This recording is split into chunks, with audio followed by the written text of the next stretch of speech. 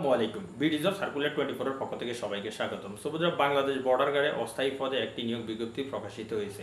৬৬ জেলা থেকে আবেদন করতে পারবেন। বন্ধুরা, আজকের এই নিয়োগটি সম্পর্কে বিস্তারিত আলোচনা করব। সম্পূর্ণ ভিডিও জুড়ে থাকবেন, ভিডিওটি স্কিপ করবেন না। স্কিপ করলে দেখা যায় আপনারা আবেদন করার ক্ষেত্রে অনেক সমস্যায় পড়ে যেতে পারেন। সেক্ষেত্রে আপনারা ভিডিওটি স্কিপ না করে আমি স্ক্রিনশট আকারে নিজ দিয়ে বুঝিয়ে দিব, যেন আপনারা সুন্দরভাবে সবকিছু বুঝতে পারেন এবং আবেদন করতে পারেন।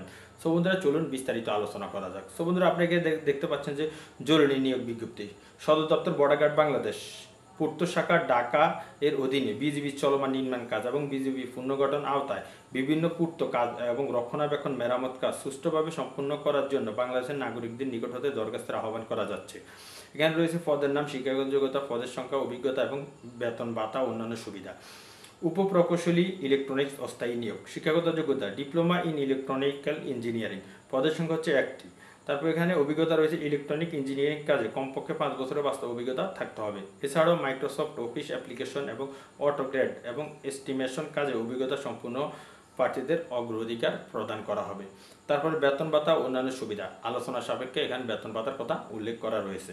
তারপরে কিছু কিছু শর্তাবলী রয়েছে। বন্ধুরা, আপনারা এখানে দেখতে পাচ্ছেন আগ্রহী প্রার্থীগণ পূর্ণাঙ্গ জীবন বৃত্তান্ত, সদ্যতলে 2 কপি পাসপোর্ট সাইজের রঙিন ছবি সত্যায়িত সহ শিক্ষাগত যোগ্যতার অভিজ্ঞতার সনদপত্র সংযুক্ত করতে হবে।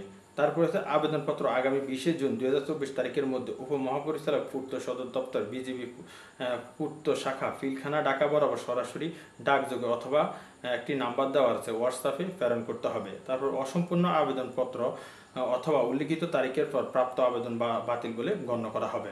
নিয়োগ সংক্রান্ত যে কোনো বিষয়ে কর্তৃপক্ষের সিদ্ধান্ত চূড়ান্ত সিদ্ধান্ত বলে গণ্য হবে। বন্ধুরা, এটি একটি ছোট নিয়োগ। বন্ধুরা, অবশ্যই ভিডিওটি শেয়ার করবেন, সবসময় আমাদের পাশে থাকবেন। ইনশাআল্লাহ আমাদের পেজটাকে ফলো দিয়ে রাখবেন। আজকের মতো ইউটিউবে সবাই ভালো থাকবেন, সুস্থ থাকবেন এবং আমাদের পেজের সাথে থাকবেন। আসসালামু আলাইকুম।